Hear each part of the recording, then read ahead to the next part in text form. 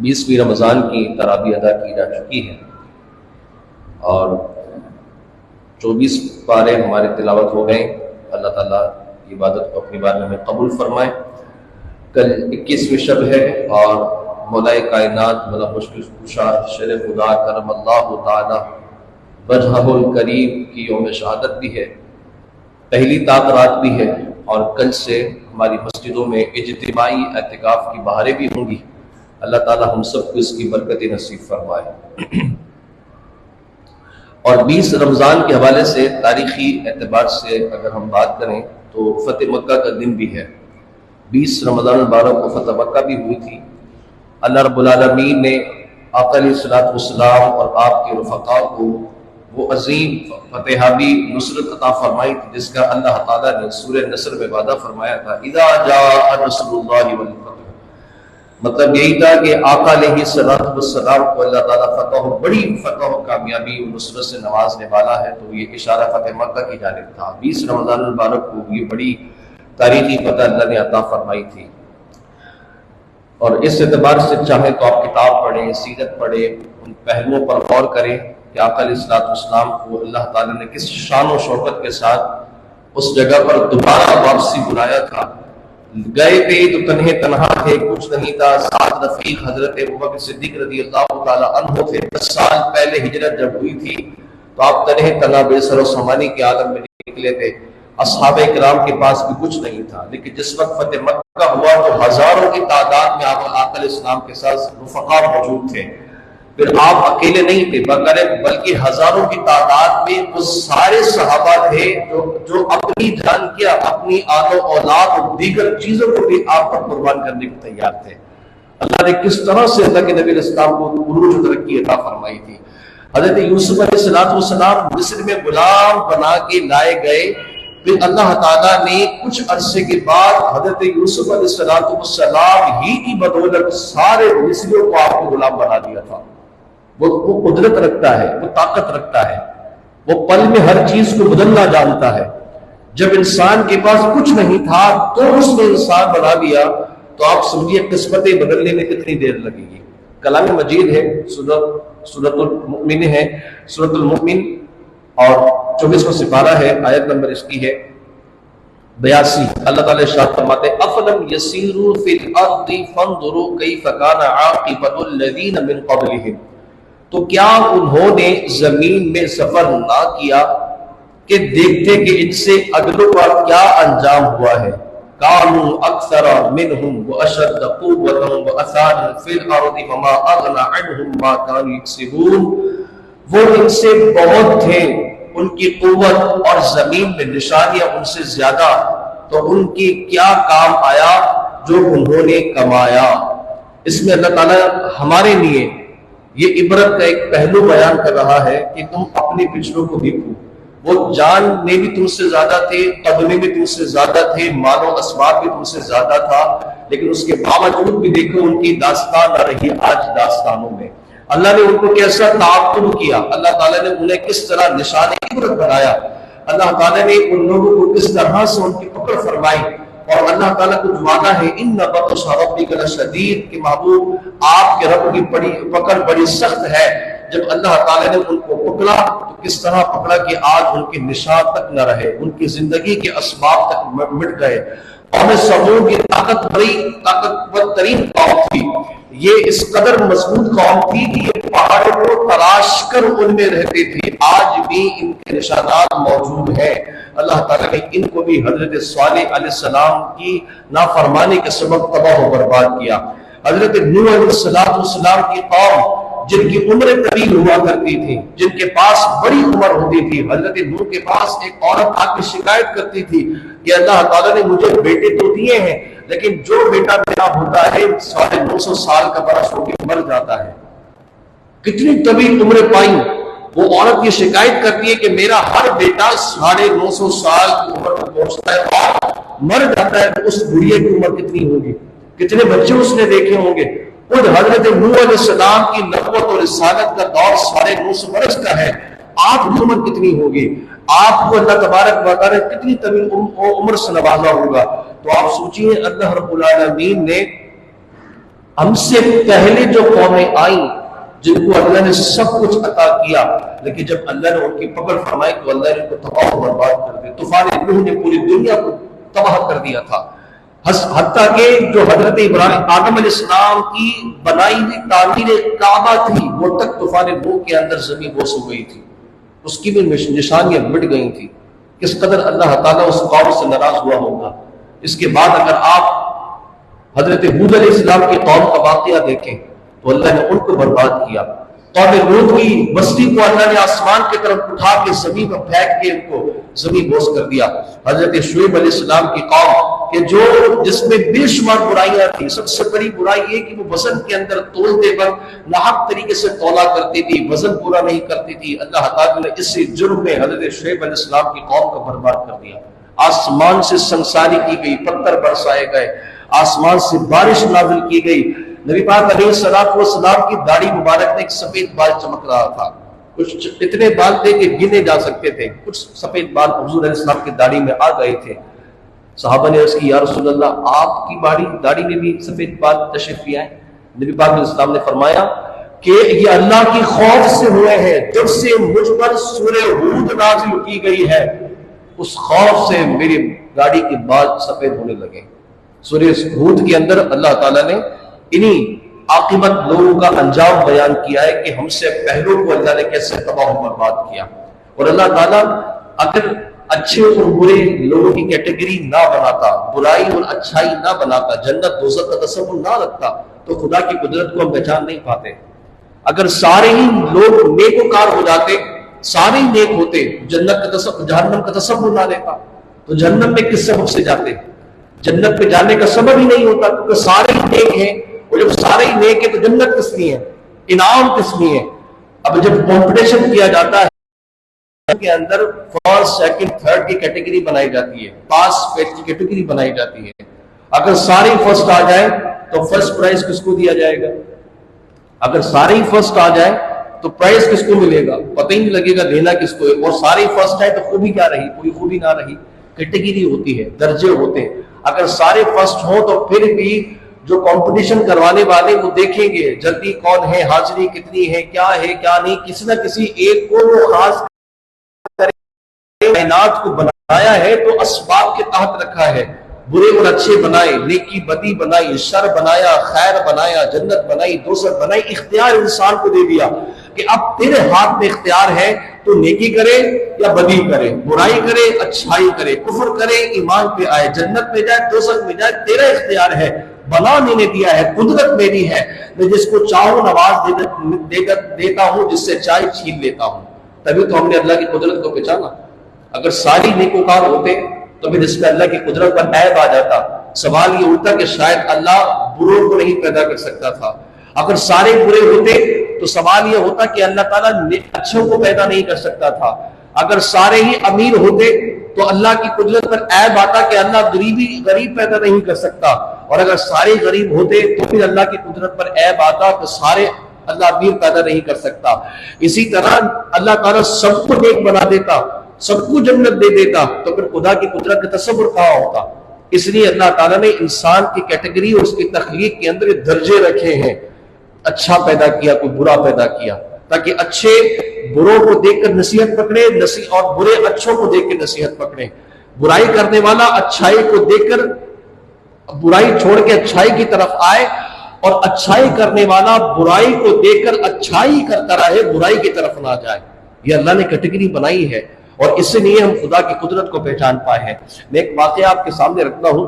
ایک شخص سے خوبصورت تصویر بناتا ہے، مصوری کی کمال مصوری کی داد دی گئی، اتنی پیاری اس نے تصویر بنائی کہ بادشاہ وقت نے اپنے دربار میں اس کی تصویر کو آویزہ کر دیا، اور تصویر بنانے والے کو بڑی تعریف سے نوازا گیا۔ اس کے بعد بادشاہ کے دل میں خیال آیا کہ تصویر بنانے والے نے خوبصورت تصویر بنائی ہے، اس کے معیار کی آج تک کوئی تصویر نہیں آئی، اور میں نے اس کو انعام سے بھی نواز دیا ہے۔ تو بادشاہ نے کراس کوشچن کیا، کراس کمپٹیشن رکھا کہ اب اگر کوئی اس تصویر کے اندر عیب نکالتا ہے تو بھی اسے میں انعام دوں گا۔ اس تصویر کو کوئی عیب نکال کے دکھائے۔ اب جب یہ کمپٹیشن تھا، یہ نئی بات تھی، نیا دعویٰ تھا، ایک نیا اعلان تھا، لوگ آئے، دور دراز سے لوگ آتے تھے، بڑے زاویوں سے تصویر دیکھتے تھے، لیکن کسی کو کوئی عیب نہیں ملتا تھا. عرصے دراز تک ایسا ہوتا رہا. لیکن ایک دانا شخص آیا جو بڑا ذہین تھا، اس نے بڑی دیر سے تصویر کو دیکھا، مختلف زاویوں سے دیکھا، مختلف پہلوؤں سے دیکھا، اور اس نے لوگوں کو کہا کہ تم اپنے بادشاہ کو کہہ دو کہ میں نے اس تصویر میں عیب کو تلاش کر لیا ہے. اور یاد رکھیے گا، تصویر میں عیب پیدا ہونا، مصور کے اندر عیب آ گیا. تصویر میں خرابی آئی تو مصوری میں خرابی آ گئی. تصویر کے اندر کوئی کمی رہ گئی تو مصور کی مصوری میں کمی ہو گئی. اب بادشاہ کو جب پتا لگا کہ بھئی اس با کمال تصویر میں بھی کسی نے عیب نکال لیا ہے، تو بادشاہ کہتا ہے فوراً سے اس بندے کو لے کے آؤ، دیکھو تو اس نے کیا کمال کیا ہے. اس کے بعد دربار لگتا ہے، ہزاروں لوگ ہوتے ہیں. بادشاہ کہتا ہے بتاؤ بھئی اس کے اندر کیا عیب ہے. وہ یہ کہتا ہے کہ تصویر بہت پیاری ہے، بہت اچھی بنائی ہے، لیکن ایک عیب پیدا ہو گیا ہے، اور اس عیب کی وجہ سے مصور میں عیب آ گیا، مصور میں کمی آ گئی. بادشاہ کہتا ہے بتاؤ اس میں کیا ہے. کہتا ہے کہ اس میں کھیت بنائے ہیں، بڑی بڑی کھیتوں کی بالیاں بنی ہیں، ڈالیاں بنی ہوئی ہیں، ڈالیاں تیار ہیں.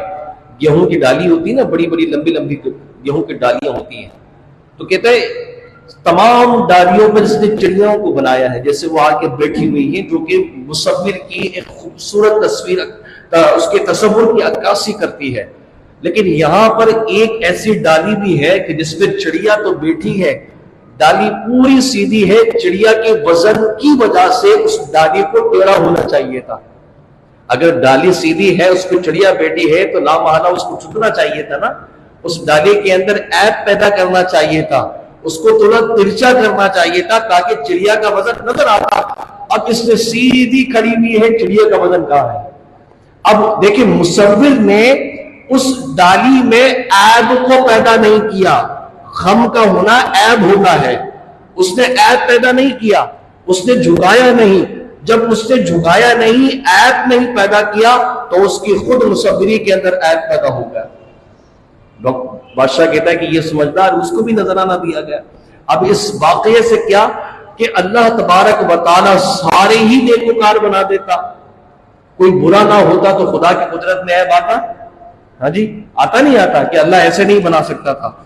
اللہ نے ان عیب کار لوگوں کو بنا کے اپنی کمال مصوری سے عیب کو ہٹایا ہے. اگر اللہ تبارک و تعالی غریب نہ بناتا، کیونکہ غریب غربت ایک عیب ہے، اللہ نے ان کو پیدا کیا اور پیدا کر کے اپنی مصوری کے عیب کو ختم کیا اور کمال مصور تک پہنچ گیا. اسی طرح سالم الاعضاء لوگ ہیں، کسی کا ہاتھ کم ہے، کسی کی ٹانگیں نہیں ہے، کوئی اندھا ہوتا ہے، کوئی بہرا ہوتا ہے. مطلب یہ ہے کہ انسانی تخلیق میں اللہ نے ایسے لوگوں کو پیدا کر کے اپنی مصوری سے عیب کو ہٹایا ہے. اگر یہ پیدا نہ کرتا تو کوئی کہہ سکتا تھا کہ اللہ ایسا پیدا نہیں کر سکتا، اللہ یوں پیدا نہیں کر سکتا. اللہ تعالیٰ نے انسان کے تخلیق کے کچھ مراحل رکھے ہیں. جب کچھ بھی نہیں تھا تو مٹی کا پتلا بنا کے حضرت آدم کو بنا دیا. حضرت آدم ہے، حضرت آدم کے وجود سے ہی حضرت حوا کو پیدا کر دیا. پھر اللہ تعالیٰ نے بنا باپ کے حضرت عیسیٰ کو پیدا کر کے دکھایا. اللہ تبارک و تعالیٰ نے بنا ماں کے حضرت حوا کو پیدا کر کے دکھایا، اور ماں باپ کے ہوتے ہوئے اولاد کو پیدا کر کے دکھایا، اور ماں باپ کے ہوتے ہوئے بھی اولاد کو نہ پیدا کر کے دکھایا. یہ اس کی قدرت کی تخلیقات ہیں. جب وہ اپنے کمال مصوری کے لیے اور کمال قدرت کے لیے ساری چیزیں پیدا کر رہا ہے، تو مطلب یہ ہے کہ وہ سب سے حسین تصویر بنانے والا ہے. وہ سب سے حسین جو ہے اختیارات کو رکھنے والا ہے. اللہ فرماتا ہے تیرا رب وہ ہے جو چاہتا ہے اختیار کر لیتا ہے.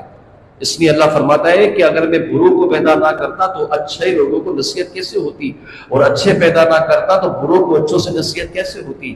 اس لیے اللہ فرماتا ہے کہ اپنے انجام کار کو دیکھو، اپنے اصلاح کرو.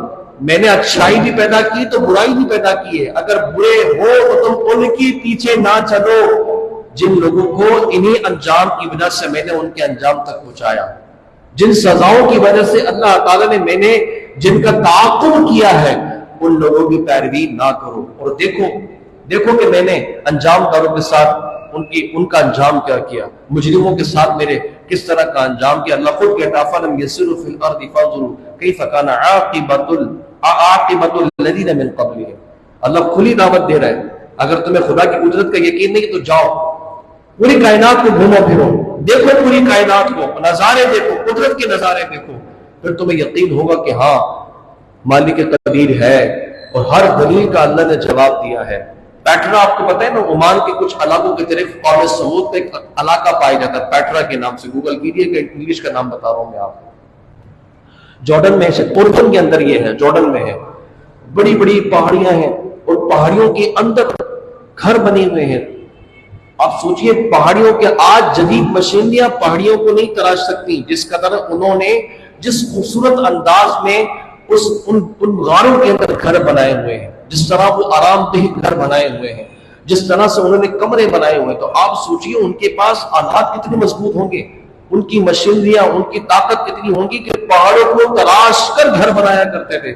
ہم تو اینٹ اور گارے سے بناتے ہیں، وہ پہاڑوں میں رہا کرتے تھے قوم سمود کے لوگ، اور آپ سوچئے وہ اتنے طاقتور ترین قوم تھی، اور آج ان کا پورا پورا محل، وہ پورا علاقہ، وہ پورا شہر اس بات کی گواہی دیتا ہے کہ کوئی ہے انسان کی زندگی میں دخل انداز کرنے والا، کوئی ایسی قدرت ہے جو اتنی مضبوط ترین قوم کو بھی تباہ کر سکتی ہے، کوئی ایسی طاقت ضرور ہے کہ جس نے اتنی مضبوط ترین قوم کو بھی، خوشحال قوم کو بھی تباہ و برباد کر کے دکھائے، جس کی نشانیاں آج ہم دیکھ رہے ہیں۔ پیٹرا کے نام سے میں نے بات کی نا، گوگل کے لیے ویڈیوز مل جائیں گی آپ کو بہت سارے، اردن کے اندر ہے، جارڈن کے اندر یہ بہت بڑی بڑی عمارتیں بنی ہوئی پہاڑوں کے اندر۔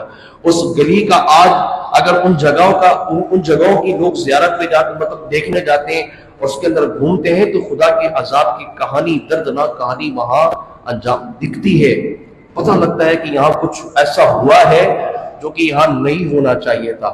آپ لوگ جو حج پہ جب جاتے ہیں تو آپ نے دیکھو کہ مینا کے قریب ایک ایسا علاقہ آتا ہے کہ جہاں پر ابرہا کی قوم کے اوپر اللہ نے عذاب نازل کیا تھا، تو نبی پاک علیہ السلام نے فرمایا کہ یہاں سے جلدی سے گزرو، اس جلدی سے گزر جاؤ، کیونکہ یہاں اللہ کا عذاب اترا تھا، اور آج وہ وادی بھی ویران پڑی ہے۔ جب آپ جاتے ہیں تو دیکھتے ہیں کہ خدا کی قدرت کا عذاب کی کہانی، داستان یہاں ہے، یہاں موجود ہے۔ ہیروشیما چائنا کا ایک بہت بڑا شہر ہے، 1972 کے اندر امریکہ نے بم مارا تھا، وہ پورا علاقہ تباہ ہو گیا تھا، اتنا خطرناک بم تھا کہ لاکھوں میل تک لوگ اس سے متاثر ہوئے تھے، لوگ مر گئے، گل گئے، جن تک اثر پہنچا تھا وہاں کے آج بھی لوگ اپاہج ہیں، ان کی نسلیں بھی اپاہج ہیں، اتنا خطرناک بم تھا۔ لیکن جس علاقے میں وہ بم گرا تھا، آج اس کے ارد گرد کا سارا علاقہ تو جدید تعمیر پر بن گیا ہے، لیکن اس علاقے کو یادگار کے طور پر چھوڑ دیا ہے، اور کہانی کے طور پر کہ ہمارے ساتھ ایسا ظلم کیا گیا تھا۔ آج وہ لوگ اپنی نسلوں کو یہ دکھا رہے ہیں کہ ہمارے ساتھ ہمارے لوگوں نے ایسا ظلم کیا ہے، تو پتہ لگا ہے کہ انسان پچھلوں سے نصیحت پکڑتا ہے، پچھلوں کی حالات اور واقعات سے اپنی آگے والی زندگی کو بہتر بنا سکتا ہے۔ اس لیے اللہ نے کلام مجید میں انسان کی فطرت کے احوال کے مطابق بیان کیا کہ ہمارے قدرت کو سمجھنا ہے تو جاؤ پوری دنیا کی سیر کرو، دیکھو کہ عاقبت لوگوں کے ساتھ اللہ نے کیا انجام کیا ہے، اور پھر ہماری بھی نصیحت کیا ہے کہ ہم اپنی زندگی کو بہتر کرنے کی کوشش کریں۔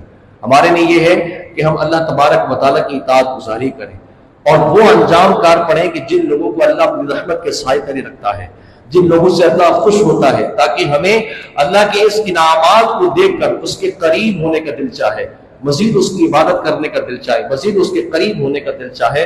ہم بحیثیت مومن ہماری ذمہ داری ہے کہ ہم ان چیزوں کو دیکھیں، اور کبھی گناہ کرنے کا من ہو بھی جائے تو پھر انسان یہ دیکھ لے کہ اللہ تبارک و تعالیٰ تنہائی میں بھی انسان کی پکڑ کر سکتا ہے، تنہائی میں بھی انسان کو مار سکتا ہے، تنہائی کے اندر بھی اس کی گرفت کر سکتا ہے، اور خدا نخواستہ تنہائی میں ہم بے باک ہوں اور ایسی بے باکی کے اندر موت آ جائے تو کتنی شرمساری کی بات ہوگی۔ حالت تنہائی میں ہی جو ہم دیکھ رہے ہوں، جو ہم کر رہے ہوں، اتنا موقع بھی نہ ملے خدا نخواستہ کہ ہم اللہ کے حضور توبہ کر پائے اور ایسے ہی مر گئے تو سوچے پھر کیا انجام ہوگا۔ کتنے ایسے لوگ ہیں جن کے شراب کے نشے میں موت آ جاتی ہے، کتنے ایسے لوگ ہیں جو ڈرگس لیتے لیتے مر جاتے ہیں، اوور ڈوز لی اور ہاتھ میں لگایا اور مر گئے، سوچیے ان کا انجام کیا ہے۔ غلط ڈرائیونگ کری، غلط بلنگ پہ گاڑی چلائی، موٹر سائیکل غلط طریقے سے چلائی، مر گئے، ان کا انجام کیا ہے۔ ایسے انجام سے بچنا چاہیے، اپنی زندگی کو بہتر کرنے کی کوشش کریں۔ اللہ نے ابھی سانسیں باقی رکھی ہیں، اللہ تعالیٰ ہمیں اور آپ کو اللہ کے حضور کی عبادت کرتے رہنے کی توفیق عطا فرمائے۔ وآخر دعوانا الحمد للہ رب العالمین۔ بسم اللہ الرحمن الرحیم۔ اللهم صل وسلم وبارك على سيدنا ومولانا محمد وعلى اله وصحبه وبارك وسلم. اللهم ربنا آتنا في الدنيا حسنة وفي الآخرة حسنة وقنا عذاب النار. صلى الله تعالى على خير خلقه محمد وآله وصحبه أجمعين برحمتك يا أرحم الراحمين.